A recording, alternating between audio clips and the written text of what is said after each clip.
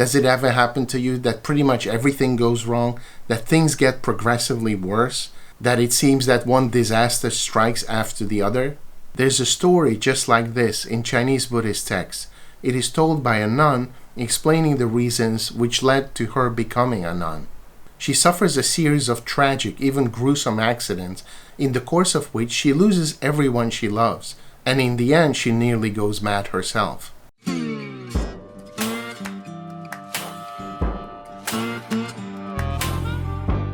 This nun is known in India and Southeast Asia as Patacara, but in China her story is not that well known. But it is a fascinating narrative because of the way it presents a chain of horrible events that can befall a person. Just when you thought that things couldn't get any worse, they get much worse, and then worse again. And the new developments always manage to shock you again, despite the fact that you have just been shocked by something already quite bad. The story of Patacara is much better known in other parts of Asia, including Thailand and Myanmar. In China, it is relatively unknown, even though it survives in several versions. Of these versions, I'm relying here on the one in the Pao and Jing, the Sutra of Requiting Kindness, which is often cited as a scripture composed in China rather than being translated from Sanskrit. But this is only partially true because parts of the sutra come from other Buddhist texts which were indeed translated from Indic sources. The reason why this specific version of the unfortunate nun story is interesting is that it presents the story in a particularly expressive way, escalating the series of horrible things onto ever new levels of goriness. So I like this version because of the dramatic presentation of the narrative sequence, the way it intensifies the events, and always manages to raise the bar a notch higher. And here I'm not going to talk much about the discrepancies between the different versions because we're not primarily interested in the history of the transmission of this story. I simply want to show how the narrative develops, how it describes this relentless stream of bad fortune, upping the plot with each new episode. So I'm going to retell the story as it appears in this particular text. So the story as she retells it goes like this.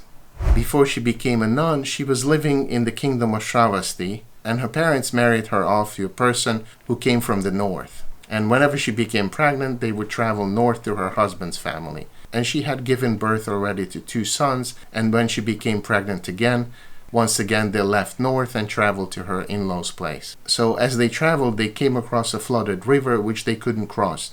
They set up camp on the riverbank, hoping that the river would abate in a few days, and so they could continue their journey. But during the night she gave birth, and there was a venomous snake somewhere nearby who smelled the scent of new blood and approached them.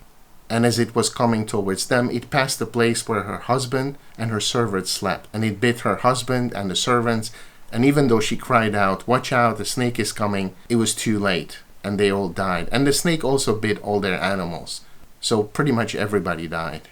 Of course, she was completely heartbroken, and she mourned her husband, and being afraid of the snake, she decided to continue the journey and try to get across the river. But she couldn't carry all her 3 sons, so she basically left her older son on the riverbank, asking him to wait for them, and then put her middle son on her shoulder and held his hands, and her newborn baby she carried between her teeth in a piece of cloth. And this is the way she started to cross the river. And as she got about halfway through, she turned back to see whether her oldest son was okay on the riverbank, and saw that the tiger was running towards the son. She immediately cried out that, "Watch out, the tiger is coming." But as she did this, she dropped into the river her newborn baby, who immediately sank. She tried to find him underneath the current, but that meant that she let the hands of her middle son go, and so he fell into the water too and drowned. And as she looked up to see her oldest son, he was already eaten by the tiger. So in a few moments, all her 3 sons died. 2 drowned and 1 was eaten by the tiger. And she crossed over to the other side alone and was utterly heartbroken and collapsed unconscious.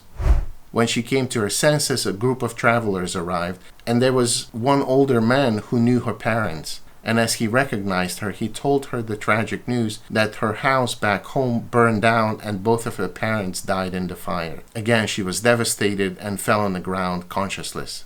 But her misfortunes did not end there, because there was a group of 500 bandits who attacked them, and the leader of the bandits kidnapped her and took her with him.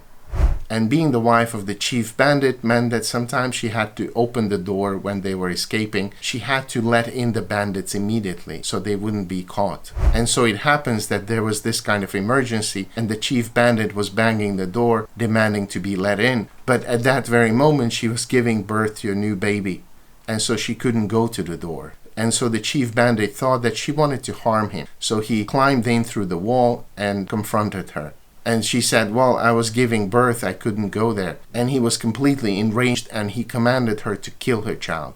But of course she wasn't able to kill the child, and so he pulled out his sword and cut off the baby's legs and fed those to her, saying that he would cut off her head if she didn't eat the meat. And so she had no choice but to eat the flesh of her own baby. And at a later point, her husband and his men were caught, and they were executed. And that meant that the chief bandit's wife would be buried alive with him. But because at the time she wore a beautiful necklace, somebody coveted that necklace. And so after she was buried there, this person came back and dug her up for the sake of the necklace. But he also took her with him. But after a short time, this person was also caught and was executed as a bandit. And that meant that his wife would be buried with him alive. But it happened that during the night, there were tigers and wolves who dug up the bodies to eat their flesh. And this is how she managed to escape. And once she got out of the grave, she ran away, but she was completely disoriented. And along the way, she came across this group of people to whom she retold her chain of misfortunes and asked them if there was a place where she could find solace. And there was an old Brahmin who told her that the teachings of the Shakyamuni Buddha would be able to provide her solace and comfort. And with this knowledge, she managed to find a Buddhist nun who helped her, and through successive practice, she gained realization, and she became a nun herself. And so basically all of these misfortunes were helping her to find a path to the Buddhist teachings. Okay, so this is her story. If you think about it, this relentless succession of bad luck really pushes her to leave everything behind. Crossing the river is, of course, a Buddhist metaphor. And as she does this, she leaves every sort of attachment to her old life behind. By the time she emerges on the other side of the river, her whole family is gone. And so she has essentially left her family behind. Since the nun in the end finds solace and is led to the teachings of the Buddha, this is essentially a happy ending. And even though she's lost everyone and everything, in the end she triumphs and is rewarded with the ultimate prize. The chain of events in the course of which she loses all her family members may also be meaningful, as she loses things and people which are increasingly personal, increasingly dear. So she first loses her husband and servants and livestock, then her oldest son, then the middle son, and then her newborn baby. And when she gets to the other side of the river, she loses her parents. And at later points, when she has no one else to lose, she almost loses her own life. And not just once, but at least on 3 different occasions. She loses her identity and becomes an outcast, and then is buried in a grave from which she crawls out. So it is almost as if she was no longer human. She was like a zombie or some other beast.